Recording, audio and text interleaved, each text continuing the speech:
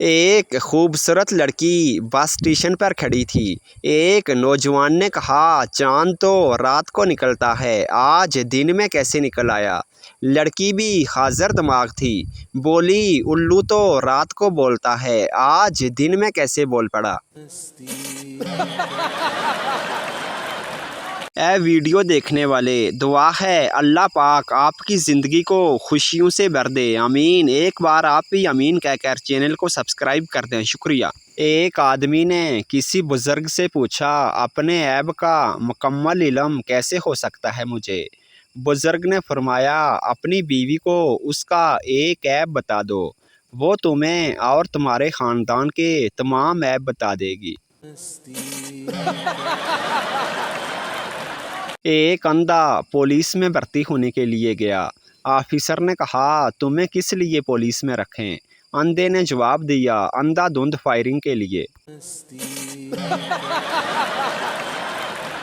एक सरदार बैंक गया और वहां जाके सो गया, क्योंकि वहां लिखा था, यहाँ सोने पर कर्जा दिया जाता है।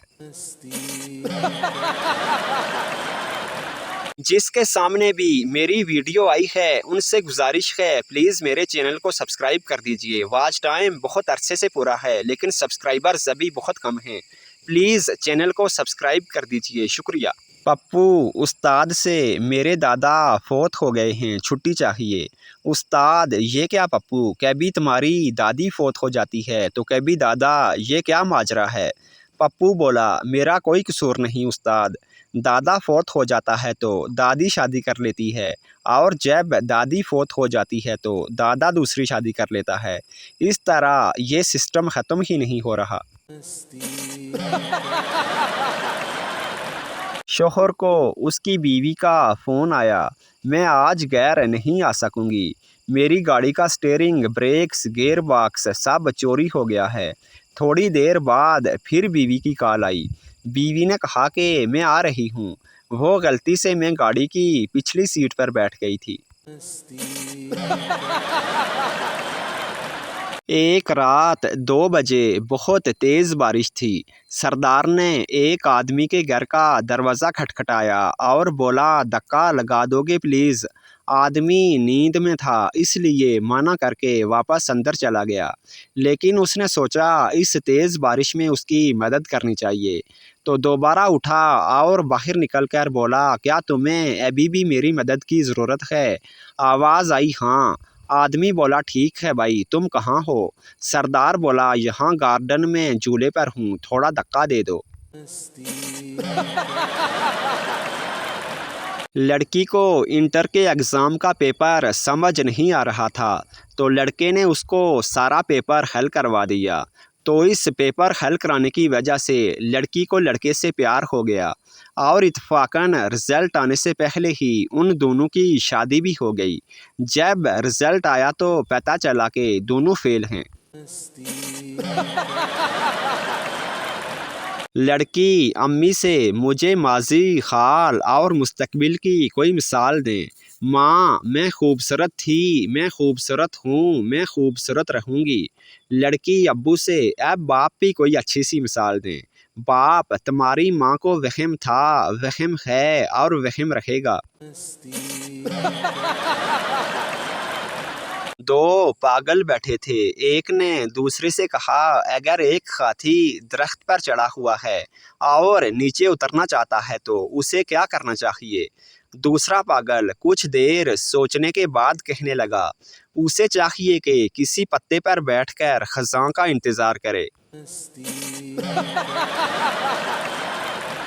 एक मुलाजिम ने अपनी बीवी को ख़त लिखा कि बहुत सारी बातें लिखना चाहता हूँ, पर क्या करूँ, मेरा सीनियर अफसर ख़त खोलकर पढ़ लेता है। तीसरे दिन वापस एक ख़त आया, जिसमें लिखा था, हम ख़त खोलकर नहीं पढ़ते, हम पर शक ना किया करो। इंग्लैंड में 2 भाई रहते थे, एक का नाम जो था और दूसरे का नाम वो था।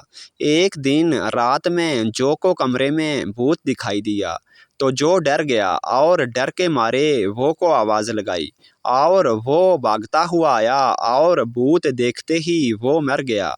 तो इस वजह से ये कहावत मशहूर है कि जो डर गया वो मर गया। खैरी सिंह की साली बड़ी खूबसूरत थी। एक रात दोनों घर पर बिल्कुल अकेले थे। खैरी सिंह की नीयत ख़राब हो गई।